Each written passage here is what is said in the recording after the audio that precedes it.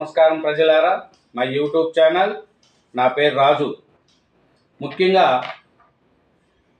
ఈరోజు నారా చంద్రబాబు నాయుడు గారిది 74 వసంతాలు పూర్తి చేసుకొని 75వ వసంతంలోకి అడుగు పెడుతున్న నారా చంద్రబాబు నాయుడు గారికి జన్మదిన శుభాకాంక్షలు చెప్పుకుంటూ, నారా చంద్రబాబు నాయుడు గారు అంటే తెలియని వ్యక్తి లేదు.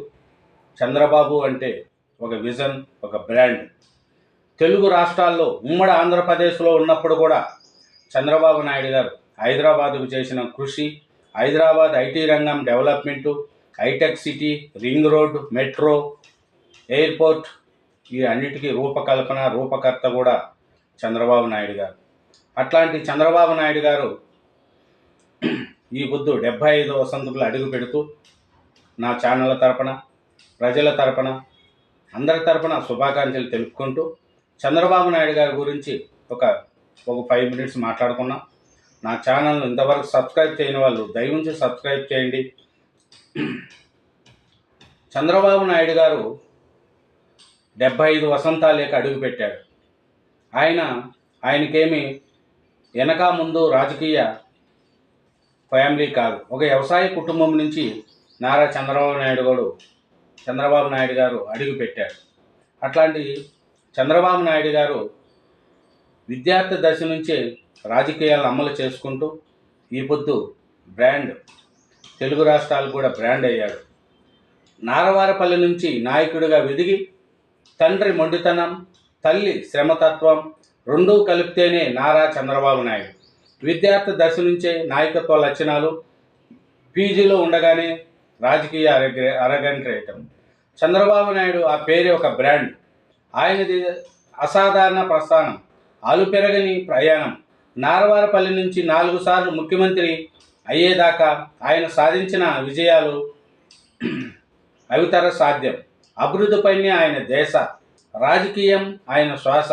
చంద్రబాబు 75వ పుట్టినరోజుగా మనం ఈరోజు జరుపుకుంటున్న చంద్రబాబు నాయుడు గారికి ఏమిరంటే 75 వసంతంలో అడుగుపెట్టిన ఆయనకు అభివృద్ధి తప్ప ఇంకేమీ సెట్ కాదు. హైదరాబాదు ఉమ్మడి ఆంధ్రప్రదేశ్లో ఉన్నప్పుడు హైదరాబాదు డెవలప్మెంట్ కోసం ఎంతో కృషి చేశాడు. ఆయన చిన్న వయసులోని సీఎంగా వెదిగి హైదరాబాదు కీర్తిని ఆయన కొనియాడాడు. అభివృద్ధిలో హైదరాబాదును పరుగులు పెట్టించాడు. హైటెక్ సిటీ కట్టాడు. సాఫ్ట్వేరు, మైక్రోసాఫ్ట్ అట్లాంటి కంపెనీలు, పెద్ద పెద్ద కంపెనీలు ఆయన తీసుకొచ్చాడు. ఉమ్మడి ఆంధ్రప్రదేశ్ తర్వాత నవ్యాంధ్రగా ఏర్పడిన తొలిసారి ఆంధ్రప్రదేశ్కు సీఎం అయ్యాడు. అట్లాంటప్పుడు రాజధాని లేకుండా ఒట్టి చేతలతో అక్కడ ఉండడానికి కూడా ఒక ప్రాంతం అంటూ లేదు. అట్లాంటి టైంలో అమరావతి అనే ఒక రాజధాని ఏర్పాటు చేసి అక్కడ రైతుల దగ్గర నుంచి అతన్ని చూసి పైసా డబ్బు తీసుకోకుండా 33,000 ఎకరాలు అమరావతి కోసం ఇచ్చారు. అది ఎవరిని చూసి ఇచ్చారు? చంద్రబాబు నాయుడు గారిని చూసి ఇచ్చారు. అట్లాంటి అమరావతిని డెవలప్మెంట్ సాధించుకుంటూ ఎన్నో విజయాలు సాధించాడు చంద్రబాబు నాయుడు గారు. చంద్రబాబు నాయుడు గారిది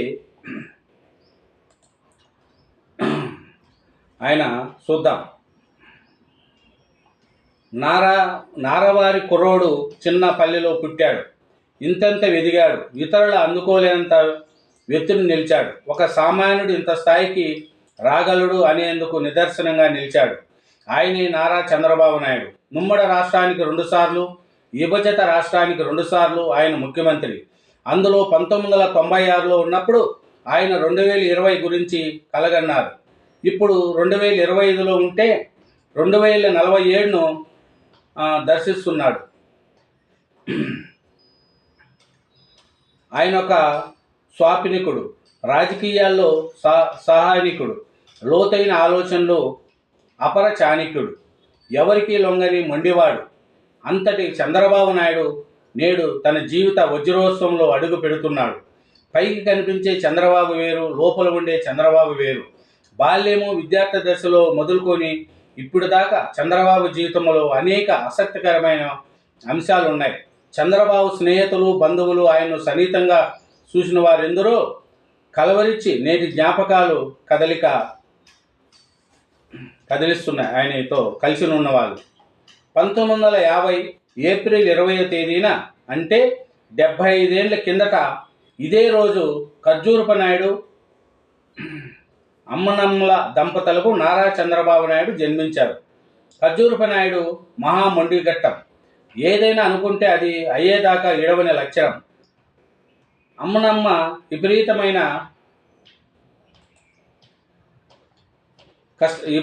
కష్టజీవి. ఈ రెండు లక్షణాలను పునికి పుచ్చుకున్న సంతానమే చంద్రబాబు నాయుడు. చంద్రబాబు తండ్రి ఖర్జూరపు నాయుడిది నార్వారపల్లి, తల్లిది కందులవారపల్లి. ఇవి రెండు పక్కపక్కే ఊళ్ళో, మధ్యలో 2 పర్లాంగుల దూరంలో అంతే. దీంతో చంద్రబాబు బాల్యమంతా ఆ 2 గ్రామాల మధ్య తిరిగింది. తోట బావుల్లో ఈతలు, చుట్టుపక్కల ఊళ్ళల్లో జల్లికట్టు పోటీలు, అల్లరి ఆటలు. చంద్రబాబు బాల్యమంతా సందడిగానే గడిచింది.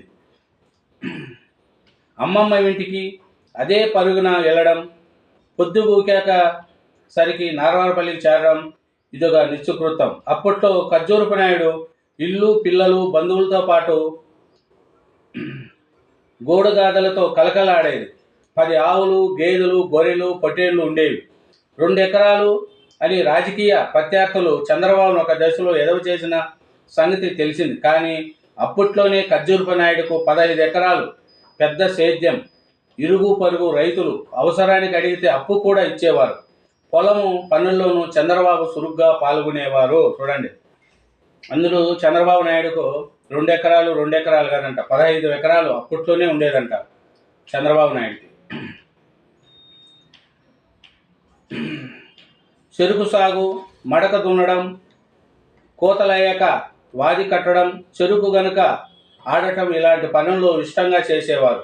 నార్వారపల్లి దగ్గరలోనే ఉన్న శేషాపురం బడిలో చంద్రబాబు 1 నుంచి 5 వరకు చదువుకున్నారు. హై స్కూలు చంద్రగిరిలో. అప్పట్లో 6 కిలోమీటర్లు నడిచి చంద్రగిరి హై స్కూల్కి వెళ్ళేవాడు. ఆ తర్వాత తిరుపతిలోని TPPM హై స్కూల్లో చేరారు. అప్పుడే వాళ్ళ నాన్న ఆయనకు సైకిల్ కొనిచ్చాడు. అది చంద్రబాబు వివాహం చూస్తే చంద్రబాబు ఏ వర్గానికి దూరం చేసుకోరు. తాను అందరికీ చెందినవాడిగా ఉండటమే కాదు, అది ప్రజలకు అందరికీ తెలిసేలా కూడా చేస్తాడు. భువనేశ్వరుతో వివాహము జరిపిస్తున్నాడు చంద్రబాబు నాయుడు, మన ఎన్టీ రామారావు గారు. ఇంకా చూస్తే అలిపూర్లో గాయపడి చంద్రబాబు ఉమ్మడి రాష్ట్ర సీఎంగా ఉండగా జరిగిన అలిపిరి పేరువేటను గురించి అందరికీ తెలుసు. వెంకటేశ్వర స్వామి దయవల్ల బతికానని ఆయన ఎప్పుడూ చెప్పుకుంటూ ఉంటారు. అయితే బాల్యంలోనే ఆయన పలు గూండాల దాటి బయటపడ్డారు. ఊహ తెలియని వయసులో అమ్మమ్మ గారి ఇంట్లో చాప మీద పండుకొని ఉండగా ఇంట్లోకి నాగుపాము వచ్చింది. 2 ఏళ్ల వయసులో చంద్రబాబు నీళ్ళ తొట్టిలో పడిపోతే వాళ్ళ చిన్నాన్న చూసి బయటికి లాగారు. కొబ్బరి చెప్ప తగిలి ఆయన నోటాసన గాయమైన మచ్చ ఇప్పటికీ కనిపిస్తుంది.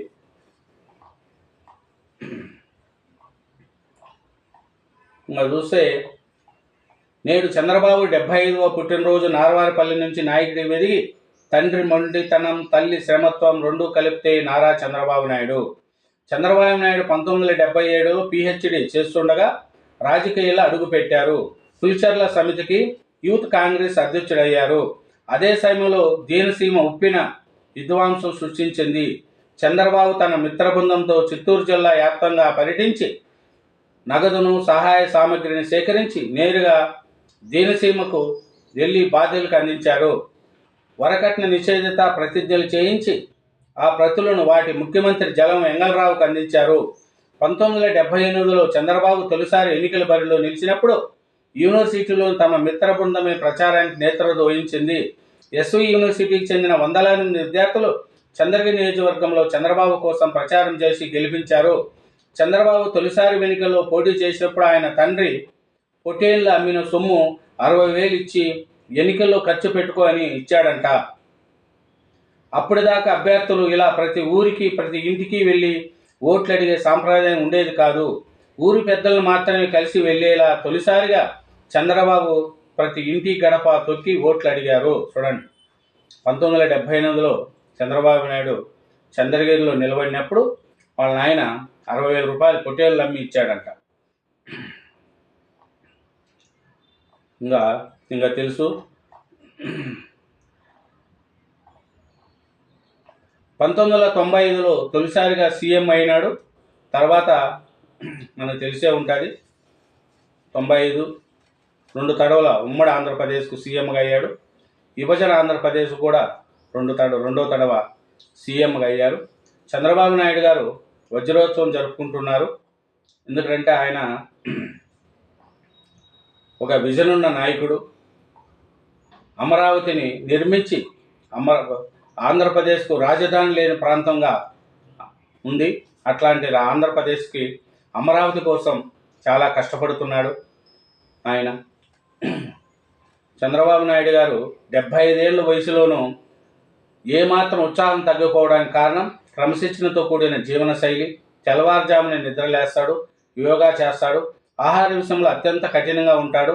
వైద్యులు ఎంత సూచిస్తారో అంతే తింటారు. ఈ వయసులోనూ ఎంతసేపు అయినా నిల్చొని పనిచేయగలడు.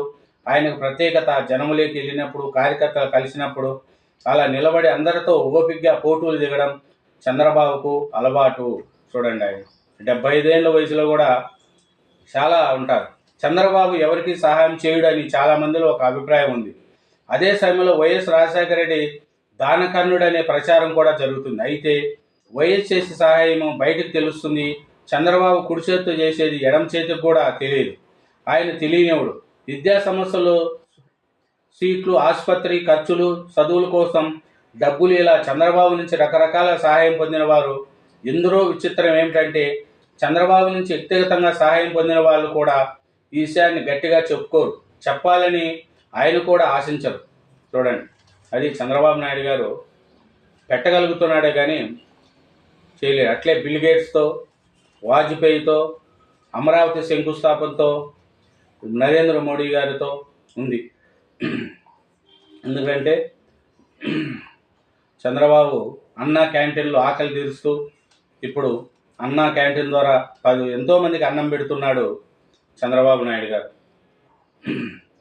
అట్లాగే వైసీపీ హయాంలో ఆయన్ను అరెస్ట్ చేసిన విషయం మనకు అందరికీ తెలుసు.